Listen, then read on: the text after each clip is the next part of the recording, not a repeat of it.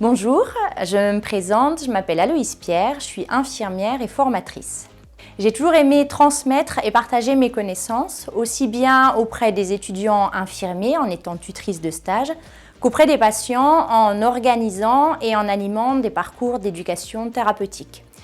Et c'est pour ces raisons que j'ai décidé de me consacrer entièrement au métier de formatrice depuis 4 ans, auprès des apprenants aides-soignants. Dans mon métier de formatrice, ce qui me plaît le plus, c'est de créer des séquences de formation qui mixent les différentes modalités pédagogiques pour créer des cours qui sont dynamiques et engageants pour les apprenants. Pour moi, je suis attachée à l'idée que le formateur doit tout mettre en œuvre pour que l'apprenant soit au centre de son parcours de formation et qu'il soit lui-même l'acteur de ses apprentissages.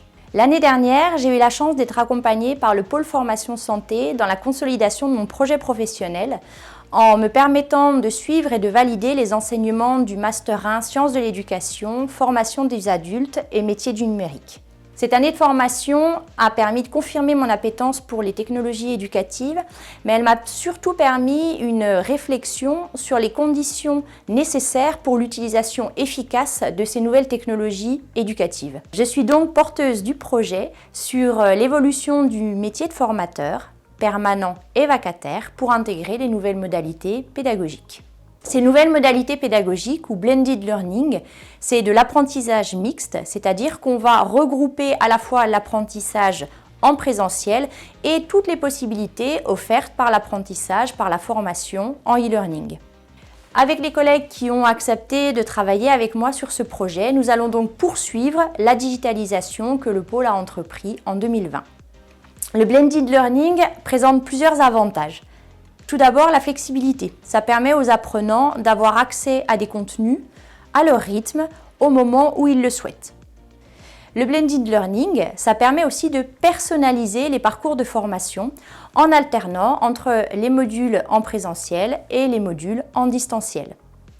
Et enfin, ça permet un suivi et une évaluation des connaissances tout au long de la formation et ça permet d'attirer l'attention des apprenants et des formateurs sur les compétences qui restent à développer.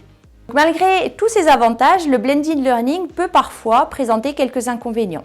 C'est-à-dire que les apprenants ou même certains formateurs peuvent ne pas être à l'aise avec l'outil numérique.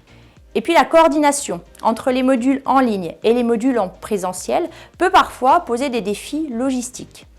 Une mise en œuvre réfléchie, une formation adéquate et une gestion efficace peuvent permettre de bénéficier pleinement des avantages du blended learning. Mon objectif est double, c'est-à-dire accompagner les apprenants en leur proposant des modules de formation digitale adaptés à leurs besoins et qui permettent d'adopter les bonnes pratiques d'apprentissage. Le second versant de cet objectif, ça va être d'accompagner les formateurs dans l'évolution du métier de formateur, aussi bien sur la conception que sur l'animation des sessions de formation. Je terminerai en vous disant que je suis très honorée de la confiance qui m'est accordée et que je suis très enthousiaste à l'idée de concevoir et de créer des parcours de formation novateurs, adaptés aux besoins spécifiques de nos apprenants, en lien avec toutes ces innovations pédagogiques.